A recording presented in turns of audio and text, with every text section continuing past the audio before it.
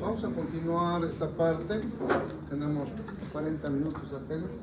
Vamos a ver la secreción del tubo digestivo, ¿ya?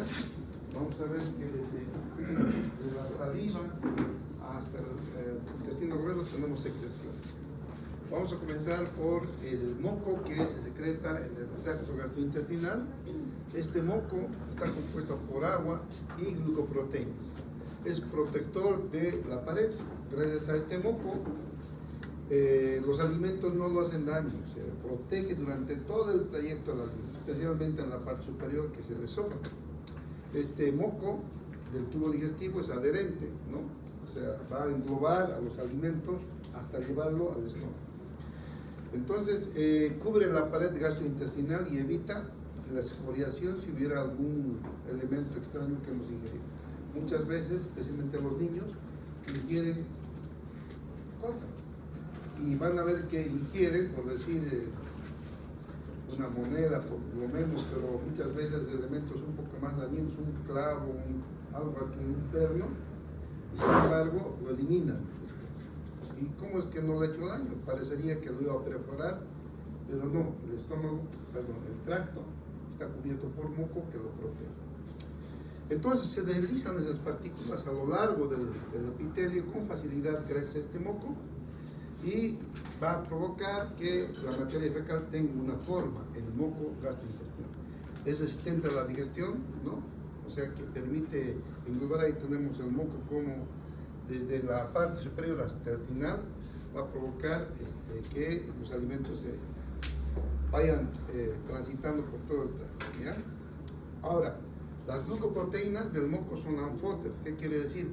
Amortiguan ácidos o álcalis. Entonces, ese producto es envuelto y protegido de todo ácido o álquido hasta donde debe llegar. Ahí tenemos el moco, ¿no? Este es el epitelio intestinal y ahí está el moco. Y el moco cubre y puede ser de utilidad para el tránsito intestinal. Ahora vamos a ir a esta parte que es importante. Vamos a ver la regulación nerviosa de las glándulas salivales. Las glándulas salivales están controladas por el parasimpático. El parasimpático emerge de dos núcleos en el tronco encefálico, núcleo salival superior e inferior. Este es el tronco encefálico, ahí están los dos núcleos, y esos núcleos están recibiendo aferencias de la lengua, y aferencias que van hasta los núcleos y hacen eferencias para la secreción salival. Entonces, estas aferencias de los núcleos salival superior del tronco son estimulados por ¿qué? Son estimulados por estímulos gustativos, ¿cierto? Los alimentos van a hacer que se secrete saliva.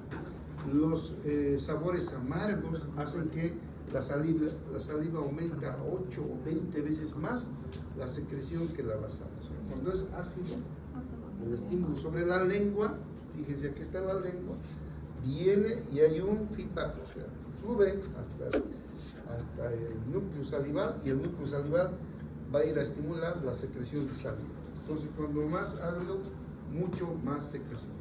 Estímulo táctil también, o liso provoca secreción salival.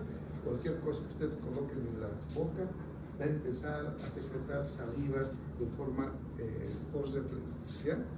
El olor produce salivación, vamos a ver eso en el tracto gástrico. Cuando nosotros miramos o olemos, entonces secretamos no solamente secreción gástrica, también saliva. Las personas simpáticas estimulan la secreción salival. Por ejemplo, mi querido amigo Javier, si estuviera chuto, increíblemente, y una mujer bonita, una mujer 90-60, estimula secreción salival. Eso hay, por ejemplo, en los dibujos, como haciéndose la burla, ¿no? Los viejos babosos. Pero es un reflejo verdadero. No solamente nosotros estimulamos por el contacto de la mucosa lingual, sino por la mirada y por el olor. El olor a un alimento exquisito va a secretar saliva. Y el mirar, y eso ya está mezclado con no solamente, digamos, con la parte digestiva, pero el mirar a una persona que está hermosa, secreta saliva. Es increíble, pero es así, ¿ya? Ustedes lo van a comprobar castigo cuando Farid entra el chuto, no. Cuando vean uno de esos, no, yo he visto gente realmente que yo siendo hombre, para mí los hombres hoy son feos. Los miro y digo, este individuo, y pensar que las mujeres pintan por esta cosa. Puede ser, uno lo dice así porque yo veo hombre, ¿no? Sin embargo, una vez vi en la plaza un individuo que parecía un dibujo.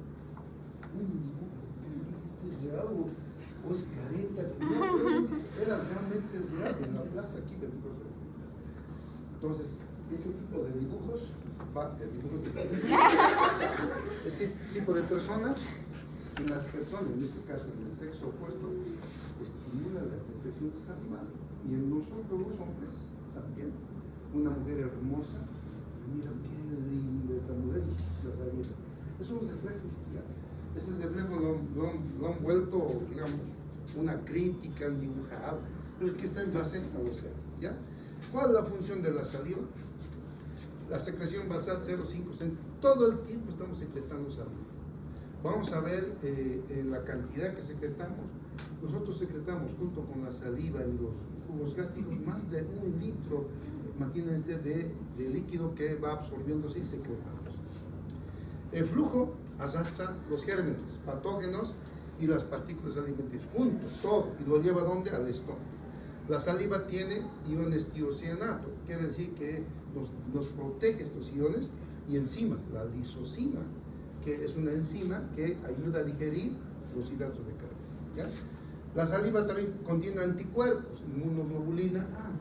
Entonces, cuando nosotros ingerimos alimentos, estamos mascándolo, pero también estamos digiriéndolo, y también nuestro cuerpo ya está eliminando los gérmenes que tal vez se hayan metido en ese alimento, ¿ya? Tiene cobalofilinas. Esto último se ha visto desde hace unos 10 años, no está incluido tal vez en la 15 edición esté ahí. Las cobalofilinas son moléculas que, vamos a ver, ayudan a la absorción de la vitamina B12. Entonces, todo eso está en la secreción salival. Cualquier pregunta, levantan la mano, ¿ya?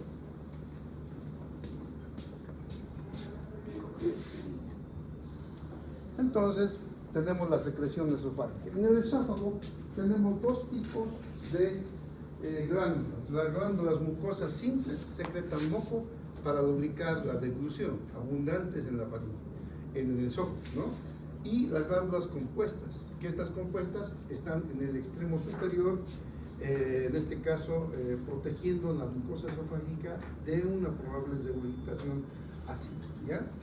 Entonces, tenemos aquí, no se ve, pero esta, la de abajo, es la más importante, y tenemos células mucosas compuestas que nos protegen con su secreción de una probable regurgitación, ¿no es cierto?, que del estómago puede haber. Vamos a ver el estómago. Ahora viene Bolín. El estómago es un objeto tan importante que hay una especialidad que es la gastroenterología, que está más en el estómago e intestino, más que eso en todo, ¿no? Fíjense, ustedes han visto en la anatomía, han podido abrir, han hecho, tenemos el píloro, ahí tenemos un esfínter que hemos dicho que nos protege de que el alimento que no esté digerido pase. Este esfínter impide que el alimento semidigerido pase. Aquí solamente pasa el quimo, quiere decir una sustancia homogénea, ¿no?, lechosa, espesa, es el quimo. Si no hay quimo, se cierra, ¿no?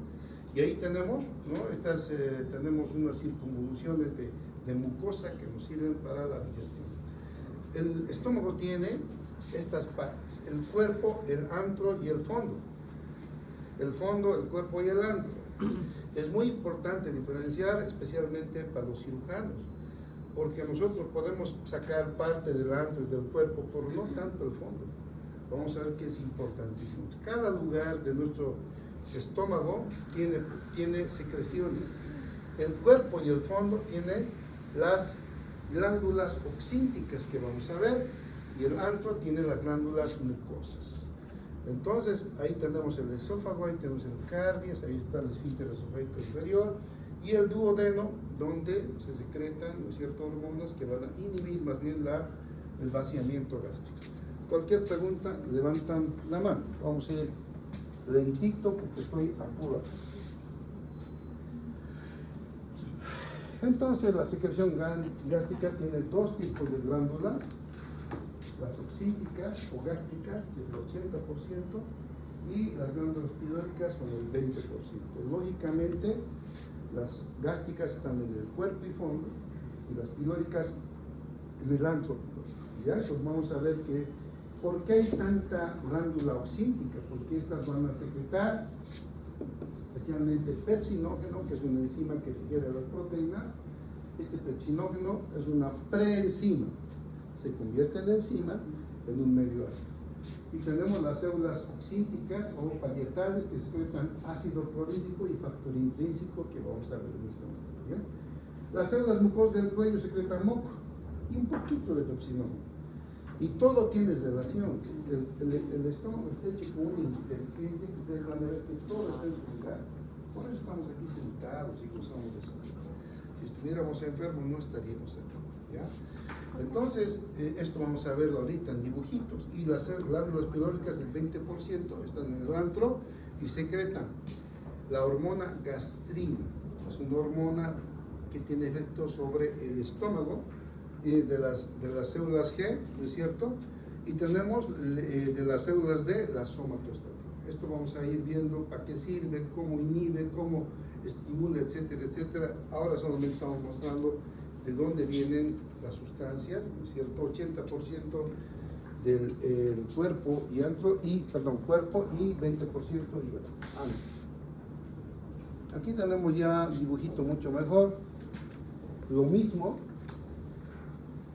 En el cuerpo y fondo tenemos las glándulas oxínticas o gástricas, que secretan ácido clorhídrico, factor intrínseco de Castro, el pepsinógeno.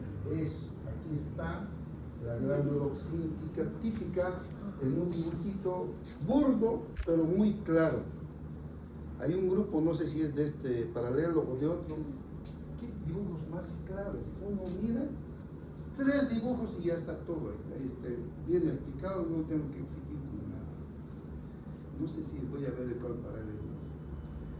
En cambio hay otros que me dibujan 20 hojas ahí para explicarme un concepto. Traten de hacerlo más concreto. No sé quién será, no sé, por ahí están unas chicas simpáticas, 2 chicas o 3 y me han dicho unos dibujos claros como el agua, en una sola página, 3 dibujitos, todos claros. Ya, sigamos.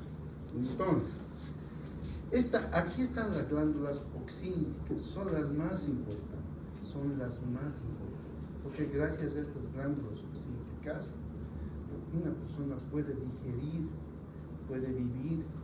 Los cirujanos tienen que tener cuidado de no eliminar todo esto. En caso de cáncer se hace una cirugía, pero siempre se respeta por lo menos el 40-50% de la secreción glandular, si no sería posible la vida. ¿Ya? Entonces fíjense, aquí vamos a analizar una glándula típica oxíntica. Tiene las células epiteliales en el cuello, entonces van a secretar un moco viscoso. ¿Qué quiere decir moco viscoso? Es un moco espeso que se puede hasta palpar. Un moco filante es un moco bien raro y se lo puede estirar como liga. Un moco espeso no, el moco espeso se lo agarra y se parte porque es espeso. Entonces, aquí secretan moco espeso. ¿Para qué será? Moco viscoso, ¿para qué será? A ver, simplemente idéense lo que el amado ha hecho. Para proteger del ácido gástrico. El ácido gástrico va a salir y va a quemar. Pero como tiene moco aquí, viscoso, vamos a dibujar, entonces el ácido sale normal y no quema nada. Todo está en su lugar, ¿ya? Todo tiene que relacionar. Cuando ustedes no entiendan, vayan al libro. No entienden, vayan al internet. No entienden, vayan a este individuo u otros. Pero tiene que estar bien entendido. Entonces fíjense, aquí tenemos moco viscoso. todo esto entonces ya está lleno de moco viscoso. Aquí tenemos peor, vamos a ver el moco especial aquí encima, pero desde el cuellito ya tenemos moco viscoso. Entonces, fíjense, aquí tenemos las células parietales, aquí, y las células principales. Las células parietales secretan ácido clorhídrico. Entonces, ellos están secretando ácido clorhídrico, HCl, ¿ya? Y aquí tenemos las células principales que secretan pepsinógeno. El pepsinógeno es inactivo, no tiene función, pero el pepsinógeno se activa en contacto con el ácido clorhídrico. Pepsinógeno más ácido clorhídrico es igual a pepsina. Y la pepsina empieza a tener efectos de digerir. Pero aquí tenemos células mucosas que ya empiezan a hacer un tapizaje de moco para que no haya efecto. Cuando ya se está, porque esto es constante, no está ahí quieto, no, está saliendo y conforme va saliendo se va activando. Entonces aquí empieza a activarse, pero donde se activa ya es aquí, se usa, aquí es pepsina. Pero pepsina quiere comer esto, pero no puede porque ya el moco espeso está cubriendo, protegiendo la mucosa gástrica. Entonces todo está preparadito. Es más o menos así el sistema de lo que está creado y hecho. Y a cualquier pregunta, levantan la mano. Vamos a ver dentro de lo complejo, en forma sencilla, cómo funciona la mucosa gástrica. Aquí tenemos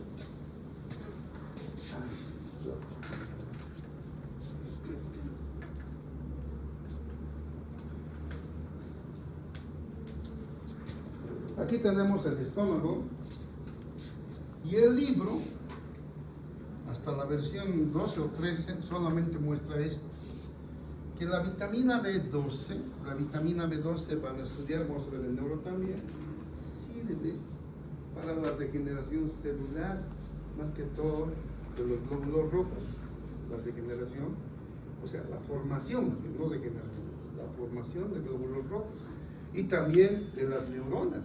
Entonces, fíjense, nosotros ingerimos B12 y aquí se ve una especie de una boquita que lo empieza a agarrar a la B12. Ese es el factor intrínseco de Castle. Entonces es más sencillo. El factor intrínseco de Castle lo sujeta a la B12 y agarrando lo va a llevar hasta el ilium. En el ilium va a ser absorbido a la sangre. Entonces la B12 es absorbido en el ilium. Así está en el libro. Pero había sido más complejo de lo que hemos pensado, porque ahora se están descubriendo muchas cosas y tenemos que, les digo la verdad, porque ustedes van a entrar a clínica y el doctor nos enseñó solamente esto. Estoy enseñando, no lo último, lo que ya está en los libros de gastro, que nosotros en las glándulas salivales secretamos las cobalofilinas. Las cobalofilinas son elementos, son proteínas que van a sujetar, van a proteger a la vitamina B12. Entonces, la cobalofilina se secreta junto con la saliva. Imagínense, aquí está la B12. Está entrando la B12 con los alimentos, o una carne, imagínense. Entonces, entra con los alimentos, todavía no se unen, pero se secreta la cobalofilina.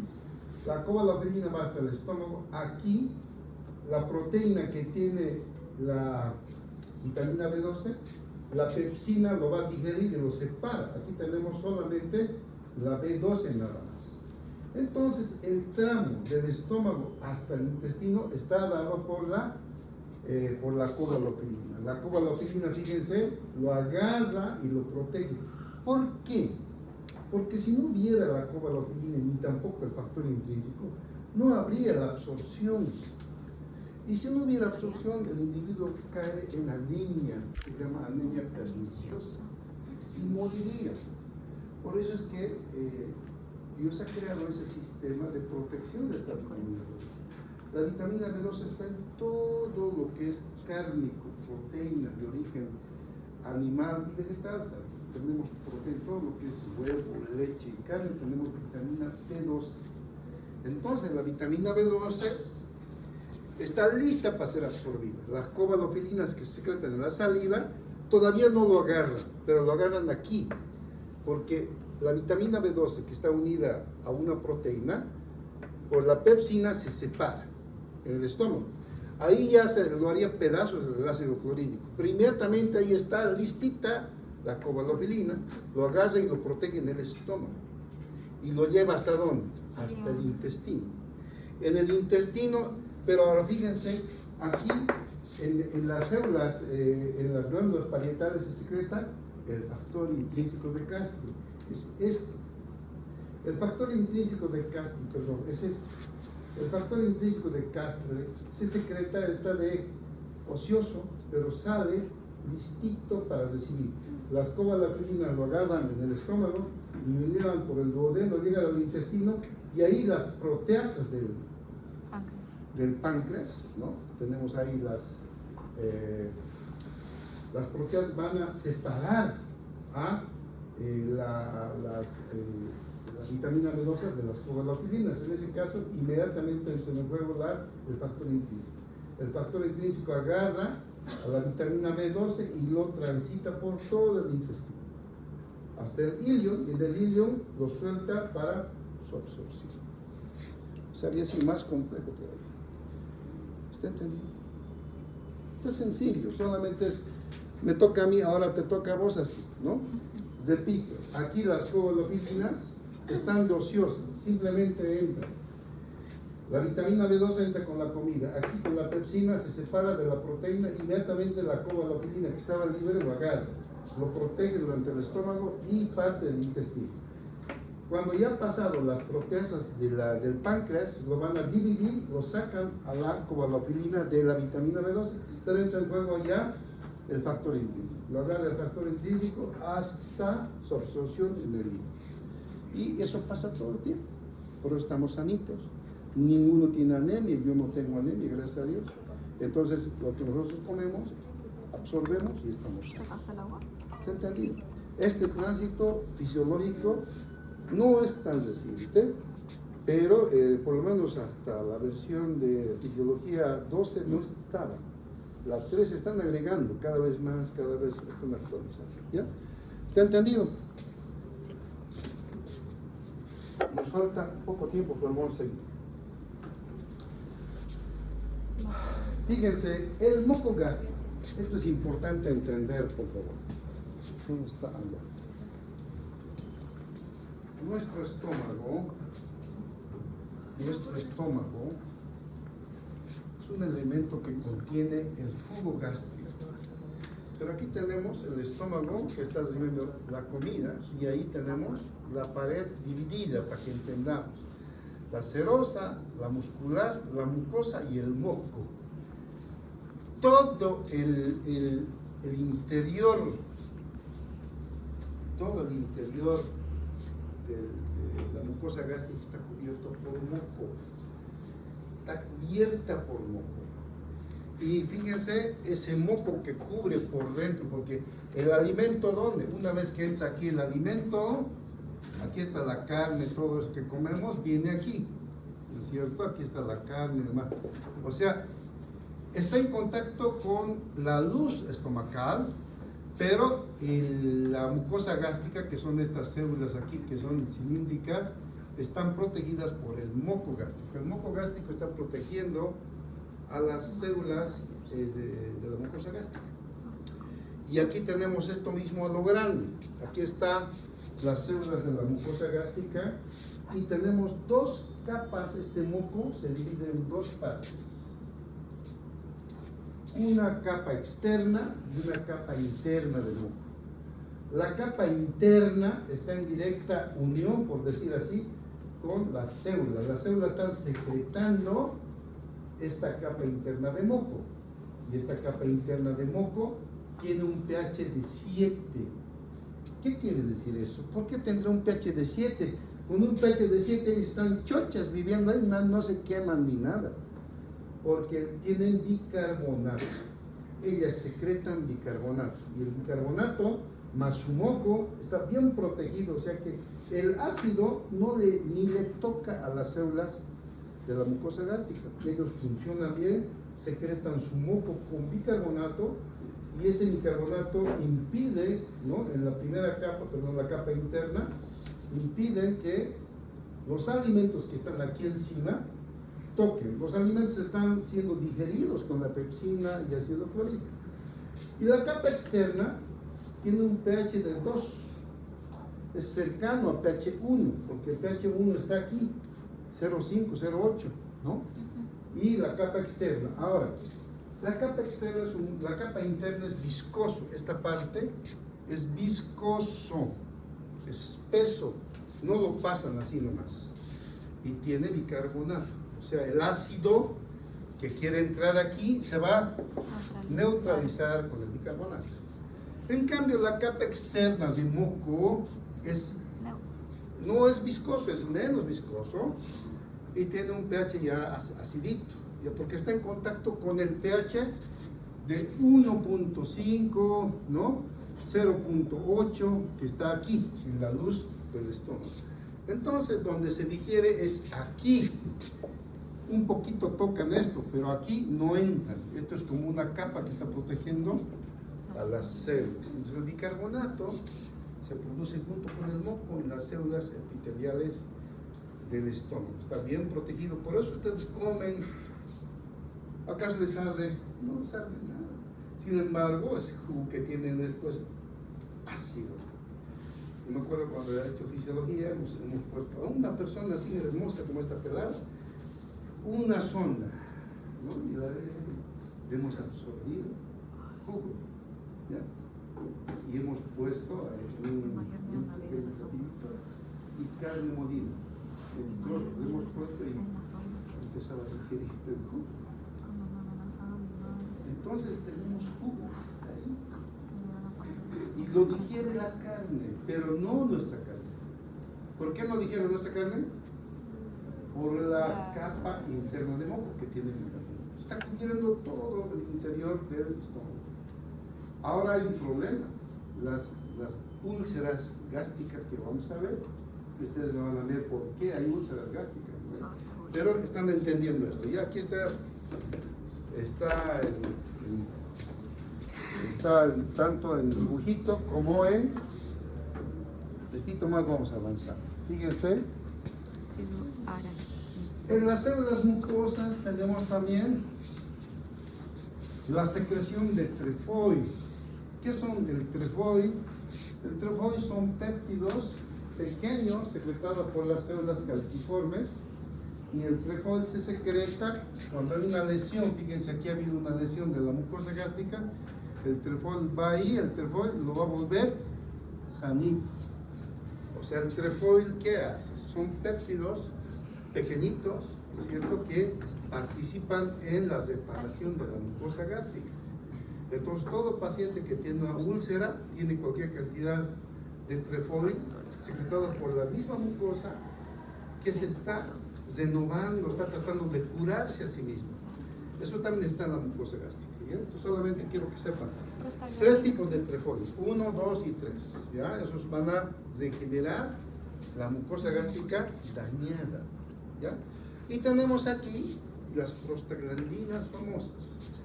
Las prostaglandinas van a ver que tienen diferentes funciones en el cuerpo, y eso me lo van a investigar en la práctica.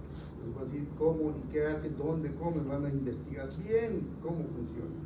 Pero en el estómago, la prostaglandina es formada en las células, ¿no es cierto?, de la mucosa gástrica.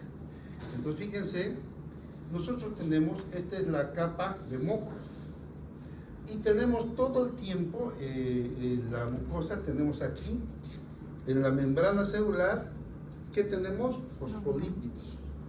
Y toda vez hay una renovación del estómago, la célula va renovándose, y cuando la célula llega a su fin, va a romperse su membrana celular, suelta sus fosfolípidos, se convierte en ácido araquidónico, y mediante la ciclooxigenasa 1 se convierte en prostaglandina.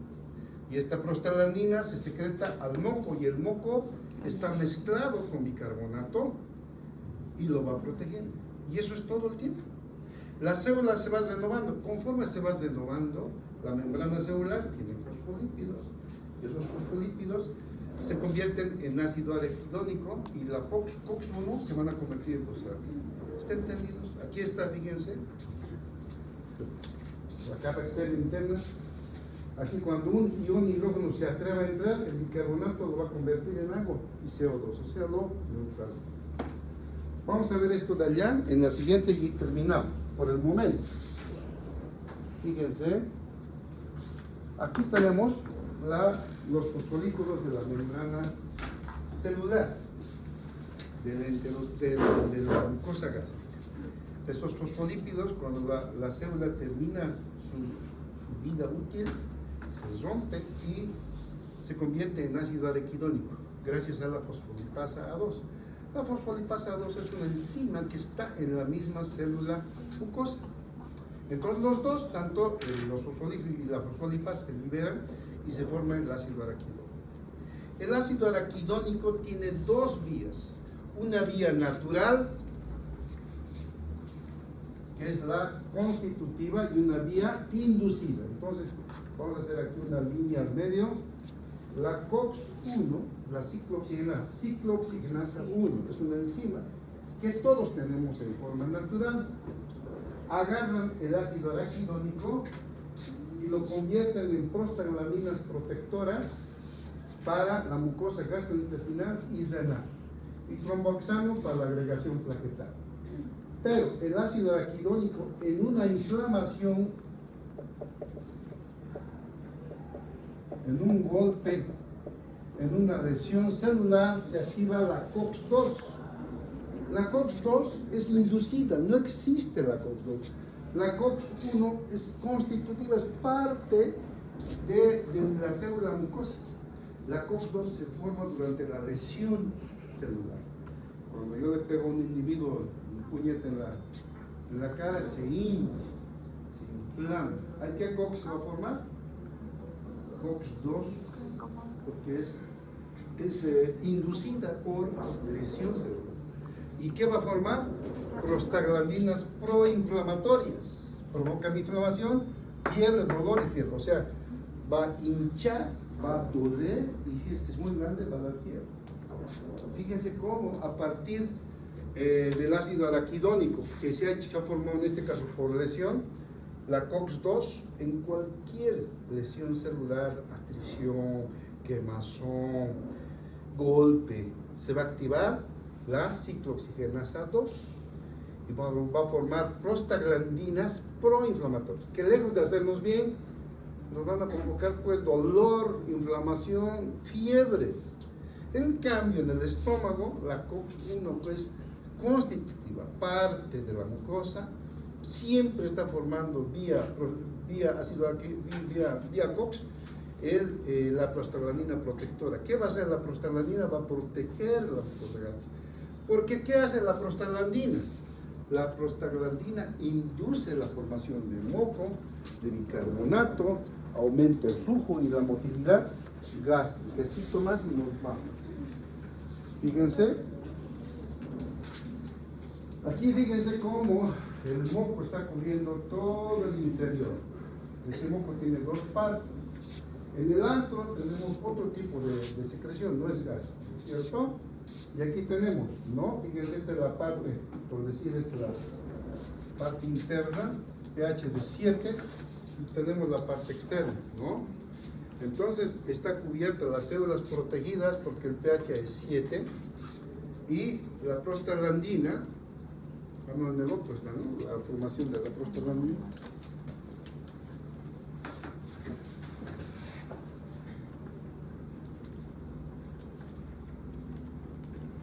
Bueno, esto lo vamos a ver mañana. Esto, aquí está, ¿no? Aquí en este pequeñito de aquí, se observa, ¿no es cierto? El moco que tiene bicarbonato, pero las prostaglandinas con los fosfolípidos a partir de la lesión, no lesión, sino el término de su vida media útil, se separa la membrana celular, se convierte en ácido araquidónico por la COX-1 en prostaglandinas. por la fosfolipasa 2 en ácido araquidónico. ¿Ya? ¿Está entendido? Y eso mismo está aquí. Que se quede con eso, les voy a preguntar en la próxima. Ahí está, ¿no? Dibujadito. No está aquí dibujadito. Aquí está dibujadito. Ahí no está dibujadito. Ahí no está dibujadito. Entonces, ¿dónde está dibujadito?